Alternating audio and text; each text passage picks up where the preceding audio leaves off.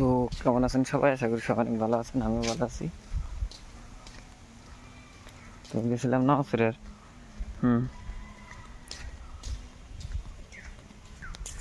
গেছিলাম নাওসরের। তো নাওসরে এলাম, খুব ভালো লাগতেছে, মন খুব ফ্রেশ হয়ে গেছে। তো গেছিলাম মসজিদে, দেখলাম ছোটো ছোটো পোলাপান বহুত আইছে নাওসরের নিয়ে। ছোটো ছোটো পোলাপান কিছু বোঝে না, তারা হয়েছে নাওসরের নিয়ে। তারা হয়েছে মানে খুব ছোটো, হয়তো তারা নামাজও বেশি ভালো করে বোঝেই না। তারা হয়েছে নাওসরে, কিন্তু আমরা যারা বুঝি তাদের কোনো নামাজ পড়ার কোনো সিস্টেম নাই। যারা বুঝি এরা কোনো সময় মসজিদে বিলে যাই না।